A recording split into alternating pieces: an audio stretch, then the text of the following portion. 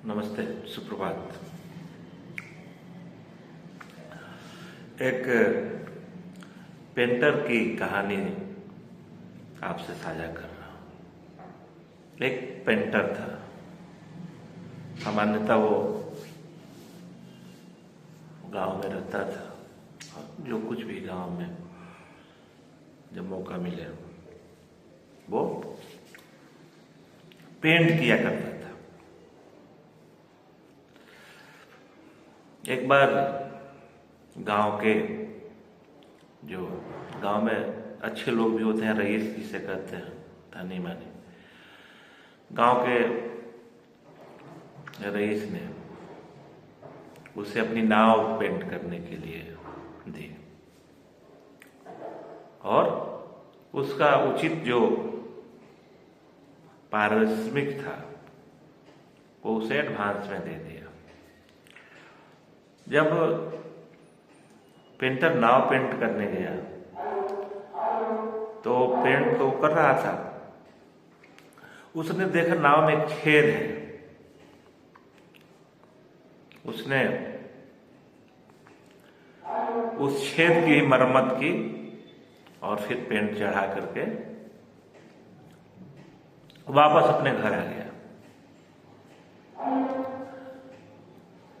उधर नाव पेंट होने के बाद जब पेंट सूख गया तो उस जमींदार के बच्चे उस नाव पे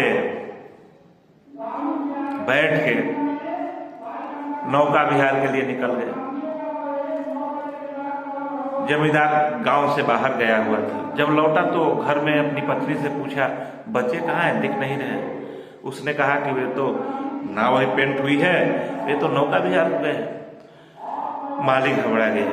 उसे पता था कि नाव में तो छेद है और उसने उस पेंटर को बताया नहीं है कि नाव में छेद भी है। उसके तो हालात सूख गए। दौड़ा दौड़ा वो नदी किनारे गया। देखा दूर से बच्चे वापस किनारे की तरफ आ रहे हैं, खुश हैं, मतलब सब कुछ सामान्य था। उसके जी में जी आया। नाव जब आई तो उसने देखा कि नाव की जो छेद था नाव का वो मरम्मत किया हुआ है। वो उसी समय उस पेंटर के पास गया, उसे धन्यवाद ज्ञापित किया और एक बड़ी रकम उसे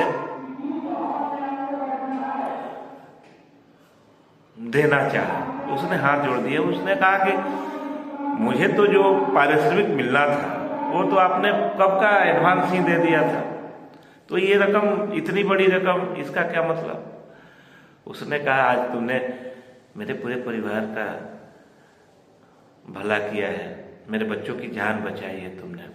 मैंने तो कहा नहीं था, छेद था नाव में और तुमने उसे मरम्मत किया होगा तभी तो बच्चे सुरक्षित आए हैं।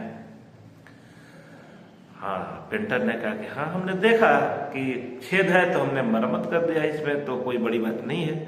तो तुम्हारे लिए बड़ी बात नहीं है, मेरे लिए तो ये जीवन मरण का प्रश्न हो जाता, मेरे बच्चे डूब जाते, मेरा अगली पीढ़ी खत्म हो जाती। कहने का मतलब ये है कि जब जहां जैसे अगर आपको मौका मिलता है अगर, तो आप सकारात्मक सहयोग कीजिए, उसका परिणाम लौट के आपके पास भी आता है। जीवन में सकारात्मक बने रहना और सकारात्मक सोच हमें हमारे व्यक्तित्व को बहुत विराट बनाती है और उसका लाभ भी हमें मिलता है। धन्यवाद।